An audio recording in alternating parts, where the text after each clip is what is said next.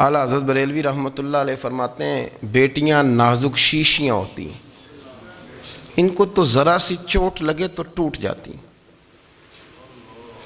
دیکھیں کتنا بڑا جملہ کہا بریلی کے امام نے، وہ نازک شیشیاں ہیں، ذرا کوئی آدمی گمراہ کرتا ہے، ذرا خراب کرتا ہے۔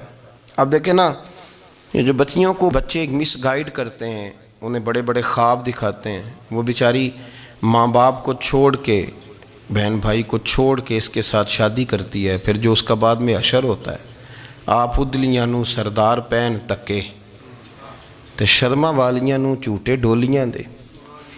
پھر وہ بیچاری ماں باپ رکھتے نہیں، وہ ظلم کرتا ہے، تو کتنی بڑی تکلیف میں وہ بچی آ جاتی، نازک شیشی ہوتی ہے نا تو ٹوٹ جاتی۔ یہی حال اب جدید خواتین اور یہ جو کچھ اینکر پرسن ہیں، یہ اصل میں نا یہ آپ کو سیاست سکھاتے ہیں، لیکن یہ مادر پیدر آزاد لوگ ہیں، بالکل آزاد۔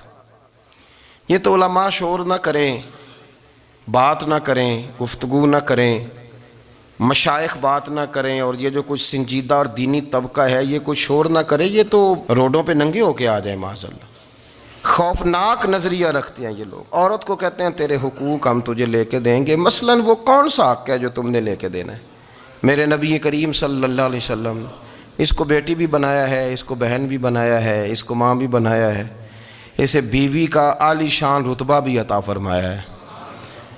اور چونکہ بیٹی کا بھی حق بڑا بیان کیا جاتا ہے، بہن کا بھی، ماں کا بھی، اور بیوی کے معاملے میں لوگ سمجھتے ہیں کہ زیادہ بات نہیں کرنی چاہیے، شاید مسئلہ خراب ہو جائے۔ حالانکہ نبی پاک صلی اللہ تعالیٰ علیہ وسلم نے بیوی کے بارے میں پتہ کیا فرمایا؟ فرمایا جب تم نکاح کر لیتے ہو تو اپنا ایمان محفوظ کر لیتے ہو۔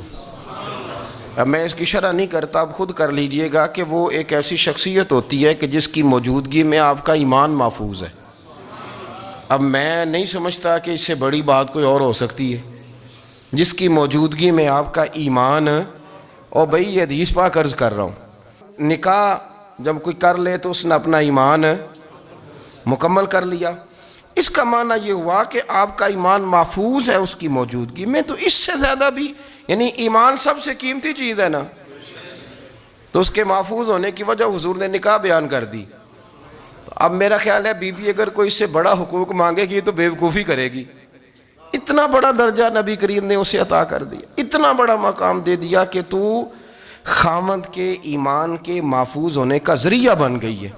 عورت کو جو حقوق رسول کریم صلی اللہ تعالیٰ علیہ وسلم نے عطا فرمائے، نبی پاک نے جو حقوق دیے، دیکھیں نا، حضرت عبداللہ ابن عمر رضی اللہ تعالیٰ عنہ کی اہلیہ بیمار تھی، تو جلدی جلدی سے وہ آئے، تو جب بہت جلدی ہو، سفر بڑا شدید تھا، تو آپ نے جلدی سے نماز ادا کی، جلدی سے چلے۔ آپ کے خادم کہنے لگے حضور خیریت ہے؟ فرمایا میری بیوی بیمار ہے۔ تو اس نے عرض کی حضور آپ کی اہلیہ بیمار ہے، تو آپ نے نماز بھی جلدی سے پڑھی، سفر بھی جلدی جلدی کیا۔ تو فرمانے لگے یہ وہ چیزیں ہیں جو ہمیں مدینے والے رسول نے سکھائی۔ آپ اس کیفیات کو سمجھیں کہ حضور صلی اللہ علیہ وسلم نے درس دیا۔ اور پھر ایک اور بہت بڑی بات، یہ فضیلت کسی اور کو نہیں دی، جو عورت کو حضور نے فضیلت دی، یہ فضیلت کسی اور کو نہیں دی۔ کبھی حضور نے فرمایا کہ تمہارا ابا تمہارے ساتھ بہت سخت رویہ کرے تو تم نے اس کو اس سختی پر داد دینی ہے؟ فرمایا چلو اگر وہ زیادتی بھی کرے تو تم نے اس کے ساتھ سلوک اچھا ہی کرنا ہے۔ لیکن آپ ایک بات کو سمجھے نا کہ بچے کے بارے میں، بیٹے کے بارے میں، بیٹی کے بارے میں فرمایا 10 سال کے ہو کے نماز نہ پڑھیں تو سختی کرو، تمہارا ڈنڈا بھی لٹکنا چاہیے۔ بہت ساری جگہوں پہ بہت سارے لوگوں کے لیے سختی کا حکم دیا، لیکن عورت کے لیے حضور نے جو جملے کہے، اصل میں ہم سمجھتے ہیں کہ یہ ایک بات ہے، مشہور ہو گئی ہے روایت حدیث، تو بس اس کے پس منظر پر اور جملوں کے حسن پر شاید معاذ اللہ غور کرنے کی ضرورت نہیں۔ ذرا اس لفظ کی تاثیر پر غور کریں۔ حضور نے فرمایا عورت ٹیڑھی پسلی سے پیدا کی گئی ہے، یہ ٹیڑھی ہے، اس کو سیدھا کرنے کی کوشش کرو گے تو ٹوٹ جائے گی۔ تو حضور پھر ہمارے لیے حکم کیا ہے؟ فرمایا جیسی ہے تم اسی کے ساتھ نبھا کرو۔ آپ سمجھیں کہ اتنا محفوظ حضور نے درجہ دے دیا بی بی کو، اتنا محفوظ کہ فرمایا غلطی بھی ہو تو میرے غلاموں تم اس کے ساتھ نبھا کرو، گزارا کر لو۔ کو کیا اور حق چاہیے عورت کو، جس کو اس کی غلطیوں سمیت نبی پاک نے قبول کرنے کا حکم دے دی؟ کہ اس کی کمزوریوں سمیت قبول کر لو. اب اس کو اور کیا کوئی کمزوریوں سمیت قبول کرتا ہے؟ کبھی آپ دکان پہ بیٹھے ہوں تو آپ کہیں بھی اس میں یہ بھی غلطی، میرے مال میں یہ بھی کمزوری ہے، یہ بھی کمزوری ہے، یہ بھی کمزوری ہے، تو کر لے قبول. کرتا ہے کوئی؟ کوئی شخص ایسا ہو جو کسی چیز کی کمزوریاں بیان کر کے کہ اسے قبول کرو؟ پر رسول کریم صلی اللہ تعالیٰ علیہ وسلم نے نا ہمیں سبق دیا، حضور نے ہمیں درس دیا، نبی پاک نے ہمیں پیغام دیا. فرمایا یہ ٹیڑھی ہے، سیدھی کرنے کی کوشش کرو گے تو بیچاری ٹوٹ جائے گی، تو اس کے ساتھ نبھا کر جاؤ. آپ میری بات کو سمجھیے گا. چلیں میں اس پر ایک اور بخاری مسلم کی حدیث پڑھتا ہوں. حضرت سلمان فارسی رضی اللہ تعالیٰ عنہ اور حضرت ابو درداء کے درمیان بھائی چارہ تھا. مکے سے مدینے جب لوگ آئے تو حضور نے بھائی بھائی بنایا تھا. ان کے درمیان بھائی چارہ تھا تو ابھی پردے کی آیات نازل نہیں ہوئی تھیں تو لوگ ایک دوسرے کی طرف جاتے تھے. حضرت سلمان فارسی رضی اللہ تعالیٰ عنہ حضرت ابو درداء رضی اللہ تعالیٰ عنہ کے گھر میں تشریف لے گئے تو دیکھا کہ ان کی بیوی بڑی غمگین بیٹھی ہیں. تو ہم نے فرمایا بہن کیا ہوا؟ تو کہنے لگی تمہارے بھائی کو دلچسپی کوئی نہیں رہی، ہر روز روزہ رکھ لیتا ہے اور ساری رات نفل پڑھتا ہے. حضرت سلمان فارسی کہنے لگے ٹھیک ہے کر لیتے ہیں بندوبست. نماز دین ہے کہ نہیں؟ دین ہے نا یہ چیزیں. لیکن حضرت سلمان فارسی جناب ابو درداء سے کہنے لگے آج میں نے تیرے گھر میں رہنا رات کو، کیونکہ وہ تو ساری رات نماز پڑھتے تھے، نفل پڑھتے تھے. انہوں نے کہا ٹھیک ہے. ایک بستر لا کے بچھا دیا حضرت سلمان فارسی کے لیے. سلمان فارسی فرمانے لگے دوسرا بھی لا. کہا وہ کیا کرنا ہے؟ فرمانے لگے تو نے بھی سونا ہے، میں نے بھی سونا ہے، تو نے بھی سونا ہے. عشاء پڑھیں گے اور پھر دونوں سوئیں گے. کہا میں نے تو نماز پڑھنی ہے. فرمایا تہجد کے وقت اٹھ کے پڑھیں گے، اللہ کے رسول بھی رات آخری حصے میں جا کے نماز پڑھتے ہیں. ادھر ساتھ سلا لیا. وہ تھوڑی کو دیر سوئے، اب عادت تھی ساری رات اٹھنے کی، ذرا اٹھنے لگے بستر سے تو حضرت سلمان فارسی فرمایا چپ کر کے سو جا، وہ بڑی رات پڑی ہوئی، چپ کر کے سو جا. وہ لیٹ گئے، پھر اٹھنے لگے تو فرمایا سو جا چپ کر کے، بڑا ٹائم ہے. سحری کے وقت اٹھے، نفل پڑھے. ان کا ارادہ تھا روزہ رکھنے کا تو فرمانے لگے کل رکھا تھا نا نفلی روزہ؟ جی رکھا تھا. پرسوں بھی رکھا تھا، ترسوں بھی رکھا تھا. فرمایا آج نہیں رکھنا، آج میں تیرا مہمان ہوں، سارا دن کٹھے مل کے روٹیاں کھائیں گے، آج نہیں روزہ رکھنا. سلا دیا. اب حضرت ابو درداء رضی اللہ تعالیٰ عنہ کہہ تو کچھ نہ سکے، پر کہنے لگے سلمان تم پتہ تم کیا کر رہے ہو؟ نہ تم نے مجھے رات اٹھ کے زیادہ نفل پڑھنے دیے، سویرے روزہ نہیں رکھنے دیا. تو حضرت سلمان فارسی کہنے لگے کوئی لمبی بات تو نہیں نا، چلتے ہیں نا ابھی فجر میں مسجد نبی میں تو نبی پاک کو بتاتے ہیں. سرکار دو عالم علیہ السلام کی خدمت میں تو اپنی بات کرنا، میں اپنی کروں گا. حضور نتیجے کا اعلان فرما دیں گے، بات طے ہو جائے گی. حاضر خدمت ہوئے، عرض کی یا رسول اللہ صلی اللہ تعالیٰ علیہ وسلم یہ ساری رات نفل پڑھتے ہیں، ہر روز روزہ رکھتے ہیں، ان کی اہلیہ غمگین بیٹھی ہیں، حکم فرمائیں.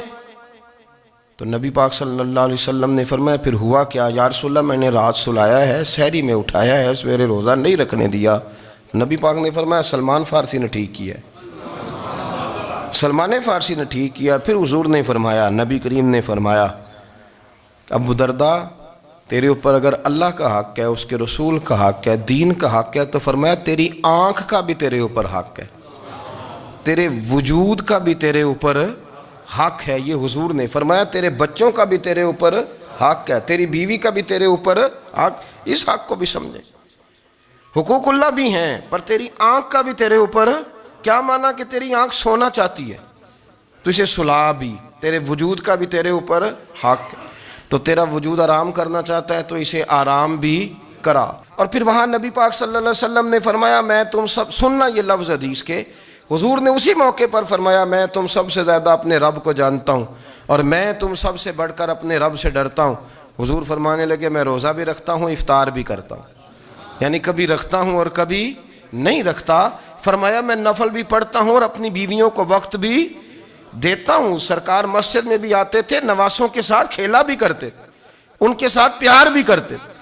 تو اتنے بڑے حقوق حضور نے بیان فرمائے عورتوں کے کہ تمہاری بیوی کا بھی تمہارے اوپر. لو ایک حدیث بخاری کی اور یہاں بیان کر دیتا ہوں. ایک شخص نے آ کے عرض کی یا رسول اللہ صلی اللہ تعالیٰ علیہ وسلم جہاد کے لیے تیاری ہو گئی ہے، صفیں بن رہی ہیں، مجاہدین کی تیاری ہے، تو میرا بھی نام لکھ دیا گیا ہے مجاہدوں کی لسٹ میں، لیکن یا رسول اللہ صلی اللہ تعالیٰ علیہ وسلم میری بیوی نے حج کی تیاری کر لی ہے. اور میرے دوستوں نے صحابہ نے میرا نام مجاہدین کی لسٹ میں لکھ دیا تو میرے لیے کیا حکم ہے؟ یہ بخاری مسلم ہے۔ تو نبی پاک صلی اللہ تعالیٰ علیہ وسلم نے فرمایا جہاد پہ کوئی اور چلا جائے گا تو بیوی کے ساتھ حج کرنے جا، اسے محرم کی ضرورت ہے، وہ تیرے بغیر کیسے جائے گی؟ مجاہدین کو تو اور مجاہد مل جائے گا، پر تو اپنی بیوی کے ساتھ جانا۔ نبی پاک صلی اللہ علیہ وسلم نے مرد کو محافظ بنایا ہے، عورت کو مرد کا قیدی نہیں بنایا، بلکہ عورت کو حفاظت عطا کی اور مرد کو اس کا محافظ بنایا۔ اب بچیاں آزاد ہونا چاہتی ہیں، اور آزادی بھی وہ والی کہ جو بنیادی طور پر آزادی نہیں، فحاشی ہے۔ میں نے بہت پہلے کہا ہے کہ اسلام بیٹیوں کو قیمتی سمجھتا ہے۔ جس بندے کے پاس 20 تولے سونا ہو وہ چوک میں لے کے نہیں آتا، وہ قیمتی چیز ہے، اس نے چھپا کے رکھی ہوتی ہے۔ تو جو نبی پاک صلی اللہ علیہ وسلم کا کلمہ پڑھنے والے بیویاں، اسلام انہیں قیمتی سمجھتا ہے، کہتا ہے کہ تم قیمتی ہو لہذا گھر کے اندر رہو، تم باہر نہ ہو۔ لیکن عورتیں ہیں کہ ان کو بلا وجہ لوگ خراب کر دیتے ہیں اور بلا وجہ وہ اس مغالطے کا شکار ہو جاتی ہیں۔ اب آگے بڑھتے ہیں۔ قرآن مجید نے سورہ نور کی آیت نمبر 30 میں کہا کہ کل للمؤمنین یغضوا من ابصارہم، فرمایا کہ اے محبوب علیہ السلام مومن مردوں سے کہہ دو کہ اپنی نظریں جھکا کے رکھیں، اپنی نظریں۔ اور اگلی آیت میں فرمایا وَقُلْ لِلْمُؤْمِنَاتِ يَغْضُضْنَ مِنْ أَبْصَارِهِنَّ، فرمایا کہ اے محبوب مومن عورتوں سے بھی کہہ دو کہ اپنی نظریں جھکا۔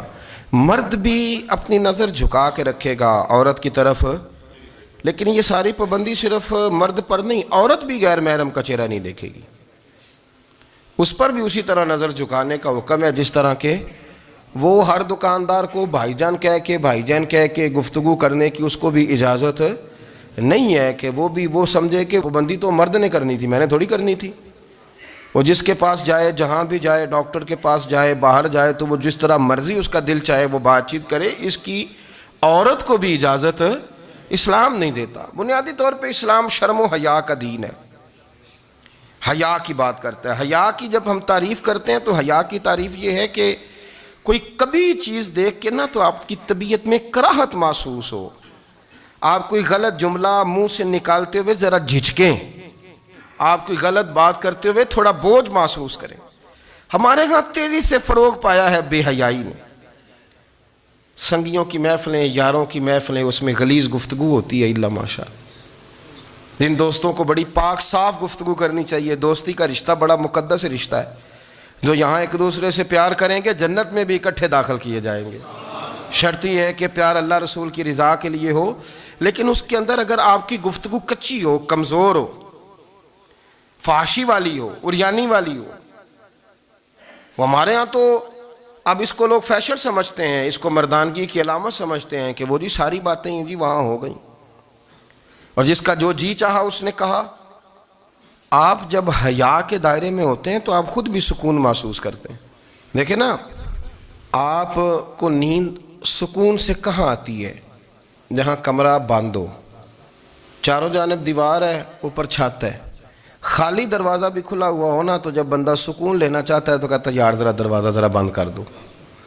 وہ اچھی طرح اپنے آپ کو چھپا لیتا ہے نا حیا کے پردے میں، تو اللہ اسے سکون عطا کرتا ہے۔ اور جو اس سے بھی زیادہ ٹھنڈی نیند میں جانا چاہتا ہے وہ کہتا ہے لائٹ بھی بند کر دو۔ اب وہ مکمل طور پہ سمجھتا ہے کہ میں چاروں جانب سے چھپ گیا ہوں، اگر میں کھل کے بھی سو جاؤں گا تو میرا چونکہ پردہ قائم ہے تو مجھے کوئی دشواری نہیں ہوگی۔ آپ جب چھپ جاتے ہیں، جب آپ حیا کے اندر سمٹ جاتے ہیں، جب آپ چادر کے اندر آ جاتے ہیں تو آپ بہت ساری جگہوں پہ آسانی محسوس کرتے ہیں۔ تو حیا تو آپ کو سکون دیتی ہے، حیا تو دل کو راحت دیتی ہے۔ میں بڑی ذمہ داری سے بات عرض کرتا ہوں، قرآن مجید نے نا ایک مقام پہ مذاق کو، ایک مزاح ہوتا ہے خوش طبی، وہ نہیں، مذاق اڑانا، قرآن پاک نے نا مذاق کو ایک جگہ پہ جاہلوں کا طریقہ بھی قرار دیا ہے۔ بنی اسرائیل کے لوگوں سے حضرت موسیٰ نے کہا کہ گائے ذبح کرو اور ایک ٹکڑا مقتول کو مارو، زندہ ہو کے خود بتا دے گا مجھے کس بندے نے قتل کیا۔ تو کہنے لگے آپ ہمارے ساتھ مذاق کر رہے ہیں۔ تو قرآن مجید کہتا ہے کہ حضرت سیدنا موسیٰ علیہ السلام فرمانے لگے اعوذ باللہ ان اکون من الجاہلین، فرمانے لگے میں اللہ کی پناہ مانگتا ہوں کہ میں جاہلوں میں سے ہو جاؤں۔ یہ مذاق کرنا تو جاہلوں کا طریقہ ہے۔ اگر آپ کی زبان سے بے حیائی کا جملہ نکل گیا، اگر آپ کی زبان سے بے حیائی کا جملہ نکل گیا، آپ نے کہہ دیا کہ ہم آزاد لوگ ہیں، جو مرضی کریں گے، جو مرضی کہیں گے، جو ہمارا دل میں آئے گا کریں گے، تو پھر تو لوگ آپ کا وہ حشر کریں گے کہ آپ سے برداشت ہی نہیں ہوگا۔ جس کا لوگ مذاق بنا لیتے ہیں اور جو مذاق بن جاتا ہے پھر اسے کوئی جینے دیتا ہے؟ آپ حیا کی چادر میں چھپیں گے تو بچیں گے۔ اگر آپ نے اپنا مذاق بنوا لیا یہ کہہ کے کہ میں نے مرضی کرنی ہے، پھر یاد رکھنا چھپنے کو جگہ نہیں ملے گی، پھر تکلیف میں آ جائیں گے، پھر بہت بڑی اذیت کا شکار ہو جائیں۔ شرم و حیا، عرب کے اندر جو کنواری لڑکیاں تھیں ان میں بڑی حیا ہوتی تھی۔ الحمدللہ میں بڑے فخر سے کہتا ہوں کہ میرے پنجاب کی، میرے پاکستان کی بیٹیاں بھی 20 دفعہ ان کا ابا کہے تیری شادی کرنی ہے تو وہ آنکھ نہیں اٹھا پاتی آج بھی۔ یہ تو وہ چند لوگ ہیں جو کہتے ہیں ہم ہائی کلاس ہو گئے، ہمیں نہیں پتا کہ وہ روشن خیال ہو گئے ہیں کہ روغن خیال ہو گئے، پتہ نہیں کدھر چلے گئے۔ ورنہ ہماری بیٹیاں آج بھی جب ان سے ان کا باپ، ان کی ماں بات کرتی ہے تیری شادی کی، تو وہ تو شرم کے ساتھ پچھلے سے پچھلے کمرے میں چھپتی ہیں۔ یہ اللہ نے فضل کیا ہوا ہے اس ملت پر۔ تو عرب کی لڑکی بڑی حیا والی ہوتی تھی، اس سے کوئی بات کرنی پڑتی تھی تو 20 دفعہ بات کی جاتی، پھر بھی وہ عورت چھپتی پھرتی تھی۔ حضرت عائشہ صدیقہ رضی اللہ تعالیٰ عنہ فرمانے لگیں میرے نبی پاک صلی اللہ علیہ وسلم عرب کی کنواری لڑکیوں سے بھی زیادہ حیا کرنے والے۔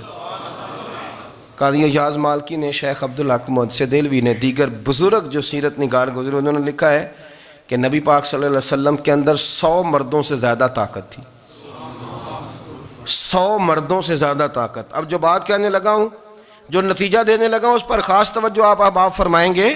ذرا فکری طور پر، نظریاتی طور پر ایک چیز کو سمجھیے۔ ہم سمجھتے ہیں کہ جوان لڑکا ہے جی جو مرضی کرے، عمر ہے جی۔ آپ ذرا بات پر غور کیجئے گا کہ حضور صلی اللہ علیہ وسلم میں طاقت 100 مردوں سے زیادہ ہے اور حیا کنواری لڑکیوں سے بھی زیادہ ہے۔ ذرا اس بات کا تقابلی جائزہ کیجئے گا کہ طاقت 100 مرد سے زیادہ ہے لیکن حیا کنواری لڑکی سے بھی زیادہ ہے۔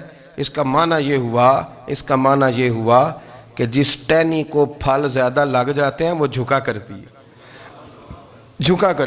تو حیا تو حسن ہے، حیا تو آپ کو پاک صاف کرے گا، حیا تو آپ کو نرالا کرے گا، انوکھا کرے گا۔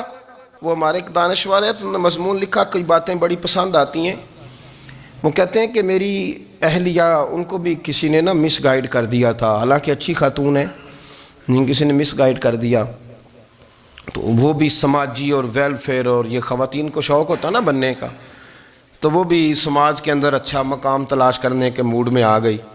تو کہیں ایک دن جانا تھا تو بڑی بن سنور کے میرے ساتھ وہ گاڑی میں بیٹھ گئی۔ تو میں گاڑی میں، عورتوں کو یہ بھی مسئلہ ہوتا ہے نا کہ ہماری تعریف کرو، تو کئی دفعہ بعض مردوں بیچاروں کو جھوٹ بولنا پڑتا ہے، تو زبردستی کراتی ہیں نا جی۔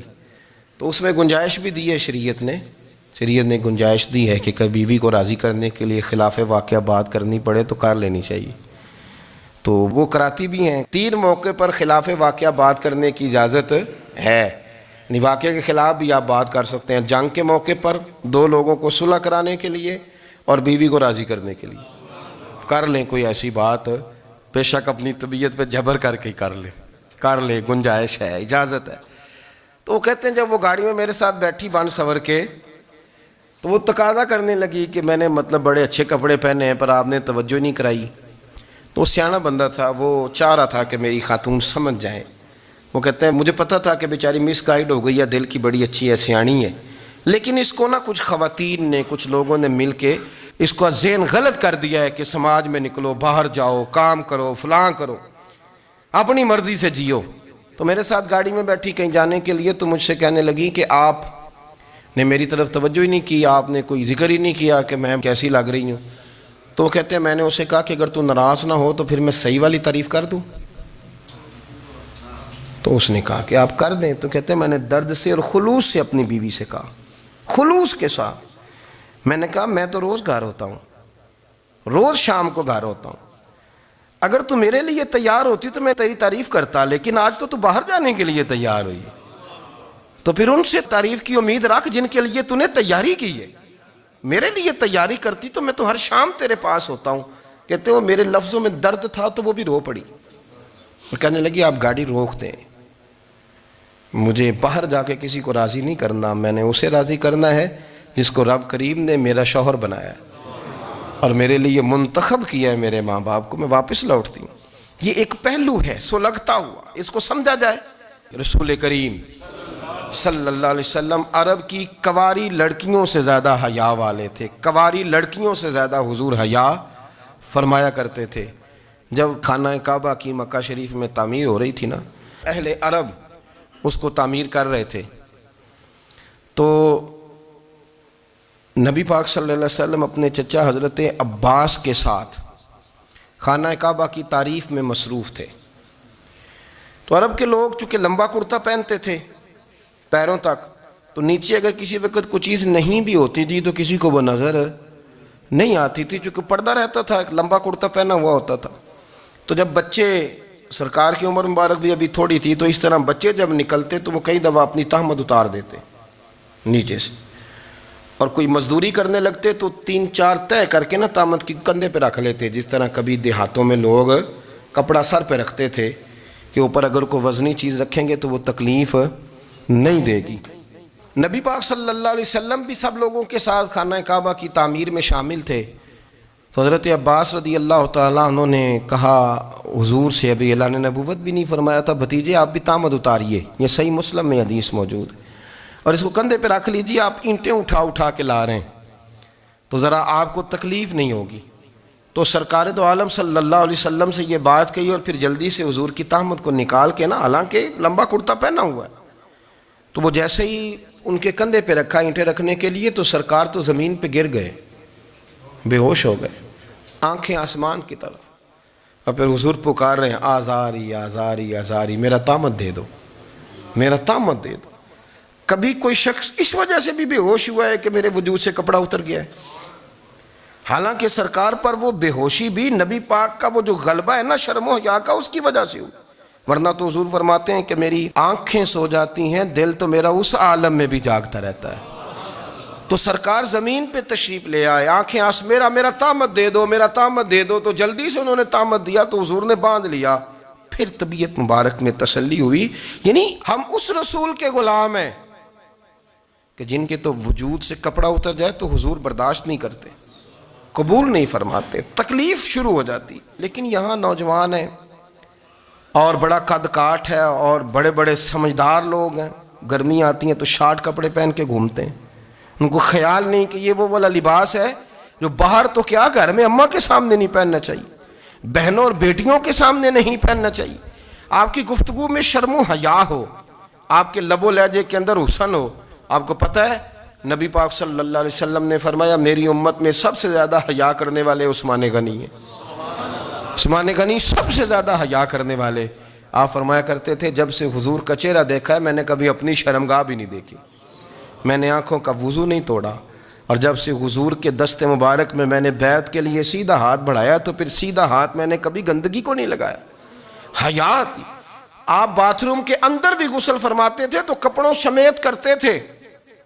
کسی نے کہا حضرت جی واش روم کے اندر کیوں نہیں کپڑے اتارتے؟ آپ فرمانے لگے باہر بندوں سے حیا کرتا ہوں, اندر جاتا ہوں تو رب سے حیا آنی شروع ہو جاتی, وہ تو دیکھ رہا ہے نا. تو میں جو بات آپ کی خدمت میں عرض کرنا چاہتا ہوں اس کو آپ سمجھیے گا میرے عزیز, کہ شرم والا مزاج, گفتگو بھی شرم والی, آنکھیں بھی شرم والی, لباس بھی شرم والا, دوستی یاری بھی شرم والی, بہت ساری ایسی باتیں. دیکھیں نا آپ ذرا, میں نے کہا کہ باتوں کو سن کے گزر نہ جایا کریں, اس کی گہرائی پر غور کریں. حضور علم کا سمندر ہے, سرکار سے زیادہ علم دنیا میں کسی کے پاس موجود نہیں ہے, اور صحابہ کو موقع ملا ہوا ہے اس سمندر سے فیض لینے کا. لیکن ان کی حالت یہ ہے کہ حضرت علی المرتضیٰ فرماتے ہیں 14 دن گزر جاتے, حضور سے کوئی سوال پوچھنا ہوتا تھا پر میں شرم کے مارے نہیں پوچھ پاتا تھا.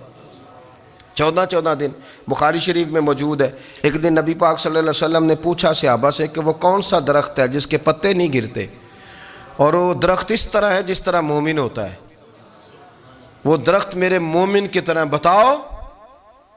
حضرت عبداللہ ابن عمر فرماتے مجھے پتا تھا کہ وہ کھجور کا درخت ہے, لیکن چونکہ ابو بکر صدیق بھی بیٹھے ہیں، عمر فاروق بھی بیٹھے ہیں، مولا علی بھی بیٹھے ہیں، عثمان غنی بھی بیٹھے ہیں، اتنے اتنے جید لوگ بیٹھے ہیں، تو مجھے حیا آتی تھی کہ میں کیوں جواب دوں. کہتے ہیں سرکار نے کئی دفعہ پوچھا، لوگوں نے کئی اور درخت بتائے، پر فرمایا تمہارا جواب درست نہیں ہے. آپ حیا کے اس پہلو پر غور کریں کہ سوال کا جواب آتا ہے. سوال کا جواب، یعنی مجھے سوال کا جواب آتا اور پھر میں دوں نہ، مجھے بدعزمی نہ ہو جائے گی؟ یہ کیسے ممکن ہے کہ میری رات گزر جائے، مجھے پتا بھی تھا اور میں نے بتایا نہیں؟ بہت سارے لوگ آ کے بہت ساری باتیں بتاتے ہیں، بہت ساری باتیں وہ سمجھاتے ہیں، تو ہم غور سے ان کا چہرہ دیکھنے لگ جاتے ہیں، کہتے ہیں یار اس کا تو دعویٰ تھا کہ میں سمجھنے آتا ہوں، تو یہ تو ہمیں سمجھا رہا ہے. چلو الحمدللہ ہم سمجھنے کو تیار ہیں. لیکن میرے عزیز، پتہ بھی ہے جواب کا، علم بھی ہے، لیکن فرماتے ہیں میری حیا نے مجھے اجازت نہ دی کہ میں جواب دوں.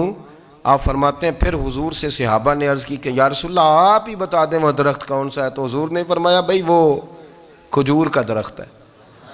تو آپ فرماتے ہیں میں دل ہی دل میں کہہ رہا تھا کہ الحمدللہ میرا جواب درست ہے، حالانکہ میں نے جواب دیا ہی نہیں. تو لفظوں میں حیا، جملوں میں حیا، آنکھوں میں حیا، اٹھنے میں حیا، بیٹھنے میں حیا، چلنے میں حیا ایک خوبصورت حسن ہے. اور نبی پاک صلی اللہ علیہ وسلم نے فرمایا جب تو بے حیا ہو جائے نا پھر تو آزاد ہے، پھر تو جو مرضی کا، پھر تو جو. اس لیے بزرگ جب کسی کو بے حیا کہتے تھے نا، اللہ اکبر، اور جب کسی کو کہتے تھے نا یہ بے حیا ہے تو لوگ سمجھتے تھے کہ کوئی ہلکی سی بات کر دی ہے، لیکن ان کا معنی یہ ہوتا تھا کہ بس بھائی اب اس کے ساتھ کوئی کلام کرنے کی ضرورت ہے، اس کو اب اصلاح کی ضرورت نہیں، یہ بے حیا ہے. کیا معنی؟ کہ اب یہ جو اس کے دل میں آئے گا وہ کرے گا، جو اس کی طبیعت چاہے گی وہ کرے گا، اب یہ کسی پہلو بھی قابو آنے کو تیار بے حیا ہو گیا. بے حیائی بہت بڑا عیب ہے. اور جو لوگ کہتے ہیں کہ ہمیں بالکل آزادی ہونی چاہیے، ہمارا اپنا جسم ہے تو ہماری اپنی مرضی چلے گی. ایک وزیر صاحب ہیں، پتہ نہیں میں ان کو جانتا تو نہیں، انہوں نے سینٹ میں تقریر کی ہے، میں نے ان کی بات سنی ہے. اس نے کہا نہیں بھائی، جسم رب کا ہے تو مرضی بھی تو رب کریم کی چلے گی، اور مرضی بھی یہ مرضی بھی اللہ کی. یہ مجھے تھوڑا سا مسئلہ ہے جسم پر، کبھی کبھی مجھے کثرت سفر سے الرجی ہو جاتی ہے. میرے ساتھ لوگ نا دل سے پیار کرتے ہیں، شاید ہی کوئی اچھا ڈاکٹر ہو جس تک میرے سنگی مجھے لے کے نہ گئے ہوں، پر جسم اللہ کا ہے نا، مرضی بھی جب وہ چاہے گا صحت دے گا. کیوں کچے کاموں میں لوگ پڑ گئے، کیوں غلط لوگ سوچ میں پڑ جاتے ہیں؟ یہ اسی کا ہے. اور جب وہ چاہے گا، آپ اس بات کو اچھے طریقے سے سمجھ لیں کہ جو اپنی مرضی چوکوں چوراہوں میں کر رہے ہوتے ہیں نا، جو مرضی گاندمند، وہ جانور ہوتے ہیں، وہ جانور ہوتے ہیں جو نہ چونک دیکھتے ہیں، نہ گلی دیکھتے ہیں، نہ انہیں پتہ ہوتا ہے کہ جگہ کون سی ہے. وہ انسان، میں نے کہہ دیا جو میں نے کہنا تھا، میں نے کہہ دیا، وہ جانور ہوتے ہیں. اور جو کچھ انسان ہوتے ہیں نا، ان کے اندر کچھ نہ کچھ پھر شرم حیا بھی ہوتی ہے. وہ چوکوں چوراہوں میں وہ حرکتیں اور وہ کام نہیں کرتے جو جانور کرتے ہیں. ان کے لیے بڑے پردے ہوتے ہیں، ان کے لیے بڑی باتیں ہوتی ہے، ان کے لیے بڑا کچھ ہوتا ہے. جو بالکل آزاد ہو جائے، کوئی پتہ نہ ہو کس وقت کیا کہنا ہے کیا کرنا ہے، تو پھر وہ دائرہ انسانیت سے خارج ہو جاتا ہے. ہم آپ کو کیا دعوت دیں؟ آپ تو وہ باتیں کر رہے ہیں جو اسلام کا انسانیت کے حق میں بھی ٹھیک نہیں. آپ تو وہ والی باتیں کر رہے ہیں جن کا انسانیت بھی تقاضا نہیں کرتی کہ یہ باتیں ہونی چاہیے. لیکن ایک بات، میں تو جذباتی نہیں ہوتا، میں بڑے غور سے چیزوں کو دیکھتا ہوں، سنتا ہوں. اور نہ میں ان موسمی مینڈکوں کی، وہ مجھے عاتق صاحب کہنے لگے جی بڑے بڑے مولوی ایک بندے کے ساتھ بیٹھے ہوئے ہوتے تھے اور وہ روزے میں بڑے بڑے درس دیتا تھا تو وہ بھی فلانی حرکتیں کر رہا ہے. تو میں نے کہا ہم نے تو پرانا کہا تھا کہ موسمی مینڈک ہے، تو پرانے کہہ رہے ہیں کہ اداکار ہے. تو وہ جہاں کاسٹ کریں گے وہاں وہ اداکاری کرے گا. آپ کسی مذہبی جگہ کر لیں تو وہاں کر لے گا، کہیں اور جگہ کریں گے تو ہم تو پرانا کہہ رہے ہیں. تو کسی کو کبھی سمجھ آتی ہے تو کسی کو کبھی اور جگہ جا کے سمجھ آتی ہے. ہم ان لوگوں سے پریشان نہیں ہوتے. کیوں؟ سن لیں، کوئی مایوسی نہیں. ان کے اندر جتنا زور ہے وہ لگائیں. یہ ملک بنا ہے رسول اللہ کے نام پہ، یہ اللہ نے تحفہ دیا ہے امت مسلمہ کو. یہ نبی پاک کے نام پہ بنا ہے تو یہاں جھنڈا بھی وہی والا بلند ہونا ہے جو مدینے والے رسول کا جھنڈا ہے، اور یہاں وہی کام چلے گا جو نبی پاک نے بیان فرمایا. تو اس طرح کئی لوگ آتے ہیں، وہ شور شار کرتے ہیں، چلے جاتے ہیں. اتنے نہ پریشان ہوا کریں، بہت سارے لوگ تو بیچارے اس قابل بھی نہیں ہے کہ ان کا نام لیا جائے. مطلب اتنا ہم ان کو اہمیت دے دیں، ان کا ذکر کریں، ان کا نام لیں، ان کی بات کریں، وہ بیچارے اس قابل ہی نہیں ہیں. مطلب سٹیٹس ہی نہیں ہے ہمارا. اتنے فارغ ہیں ہم کہ اب جو بندہ آئے گا کہانی چھیڑے گا تو ہم چھیڑ جائیں گے. اور بھائی اللہ کا فضل ہے الحمدللہ تعالی، لوگوں نے بڑا شور کیا، اور بڑے زمانے سے دنیا شور کر رہی ہے، پر اللہ کے گھر مسجدیں بھری ہوئی ہیں، مسجدیں بھری ہوئی ہیں. ہماری بیٹیاں پردے کرتی ہیں، پردے کو پسند کرتی ہیں، وہ حجاب میں رہتی ہیں، وہ سمجھتی ہیں کہ ہمارا اصل حسن کیا ہے. تو یہ پراپوگنڈا پرانا چلا آ رہا ہے، اس کا اللہ کے فضل سے امت مسلمہ پہ نہ کبھی اثر ہوا ہے اور نہ کبھی ہوگا انشاءاللہ. اللہ تعالی ہمیں حق پر استقامت عطا فرمائے.